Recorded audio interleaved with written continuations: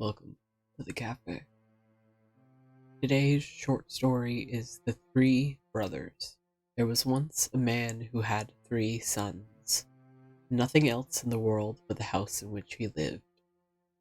Now each of the sons wished to have the house after his father's death, but the father loved them all alike. He did not know what to do. He did not wish to sell the house because it had belonged to his forefathers. Else he might have divided the money amongst them. At last a plan came into his head, and he said to the sons, "Go into the world, and try each of you to learn a trade. When all of you come back, he who makes the best masterpiece shall have the house." The sons were well content with this, and the eldest determined to be a blacksmith, the second a barber, and the third a fencing master. They fixed a time when they should all come home again, and then each went his way. It chanced that they all found skillful masters, who taught them their trades well. The blacksmith had to shoe the king's horses, and he thought to himself, "The house is mine without a doubt." The barber shaved only great people, and he too already looked upon the house as his own. The fencing master got many a blow, but he only bit his lip and let nothing vex him.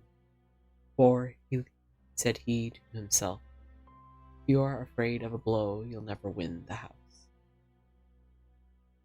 When the appointed time had gone by, the 3 brothers came back to their father, but they did not know how to find the best opportunity for showing their skill, so they sat down and consulted together.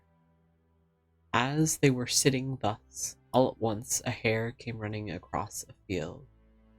"Aha! Just in time," said the barber. So he took his basin and soap and lathered away until the hare came up. Then he soaped and shaved off the hare's whiskers whilst he was running at the top of his speed, and did not even cut his skin or injure a hair on his body.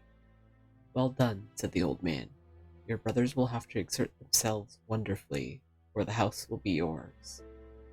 Soon after, up came a nobleman in his coach, dashing along at full speed. "Now you shall see what I can do, father," said the blacksmith.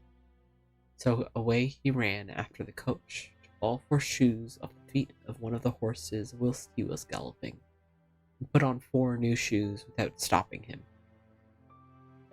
"You are a fine fellow, and as clever as your brother," said his father.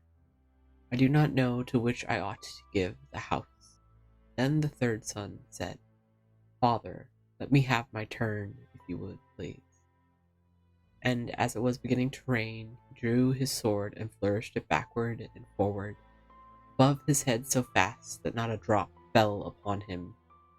It rained still harder and harder, till at last it came down in torrents. But he only flourished his sword faster and faster, and remained as dry as if he were sitting in a house. When his father saw this, he was amazed, and said, "This is the masterpiece. The house is yours." The brothers were satisfied with this, and as was agreed beforehand, and as they loved one another very much, they all 3 stayed together in the house, followed their trades, and as they had learnt them so well and were so clever, they earned a great deal of money. Thus they lived together happily until they grew old, and at last, when one of them fell sick and died, the 2 others grieved so sorely about it that they also fell ill, and soon after died.